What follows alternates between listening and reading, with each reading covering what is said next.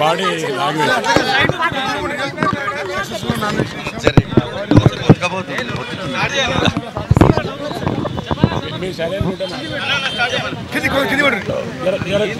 గొంతుగా లేదు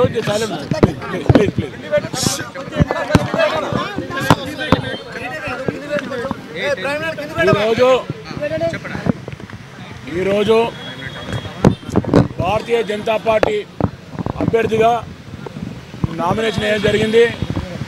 దీనికి ఈరోజు నామినేషన్కు మద్దతుగా సంఘీభావంగా రాజసింగ్ గారు కూడా వారి కార్యకర్తలకు కానీ పార్టీ నాయకులకు కానీ వారు అదేవిధంగా అనేక రకాలుగా ఈరోజు పార్టీ యొక్క మార్గదర్శనం చేసుకోవడం జరిగింది.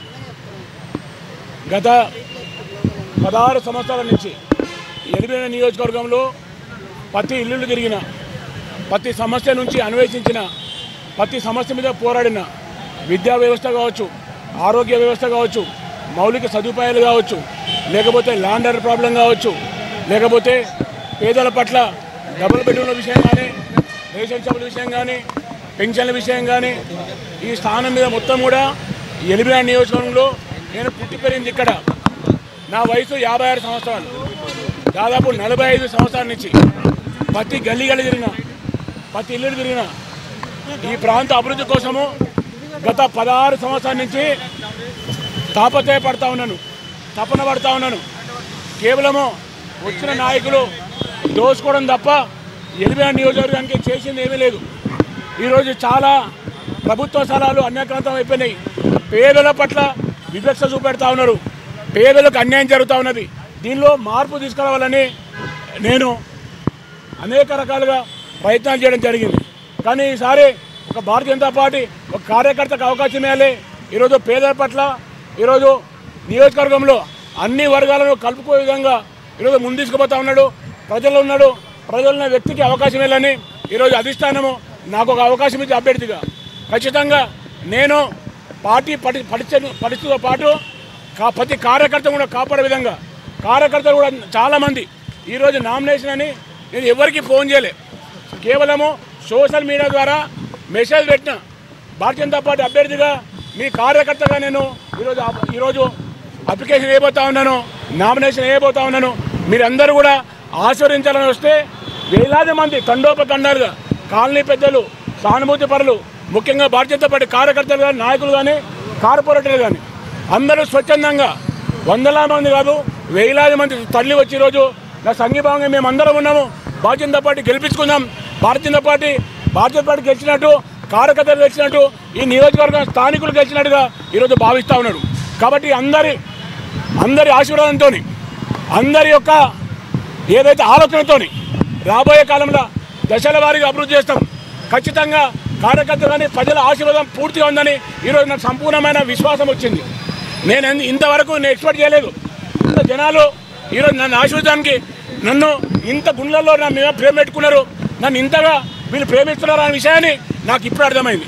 ఖచ్చితంగా వాళ్ళు పెట్టిన విశ్వాసాన్ని కానీ, వాళ్ళు నాకు చూపెట్టిన ప్రేమ కానీ ఖచ్చితంగా వారి పట్ల అదే విధేయత భావంతోనే నేను ఖచ్చితంగా ఉంటా. రాబోయే కాలంలో దశల వారీగా ప్రతి ఇల్లు విషయం తెలుసు, నాకు ప్రతి గల్లీ విషయం తెలుసు, మౌలిక సదుపాయాలు కానీ, ఇక్కడ అభివృద్ధి కానీ ప్రతి విషయాలు తెలుసు. ఈ స్థానిక ఉన్న వ్యక్తి నేను.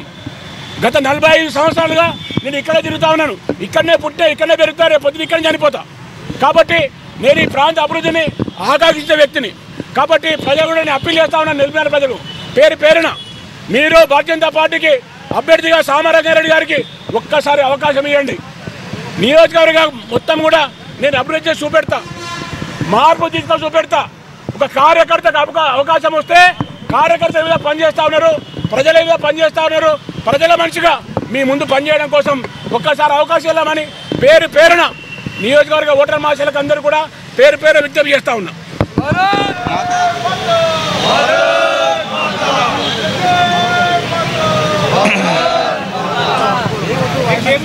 ఆగనా ఇక్కడనే వెనక్కి అంటున్నారు, రోడ్డు జామ్ అవుతుంది అంటున్నారు.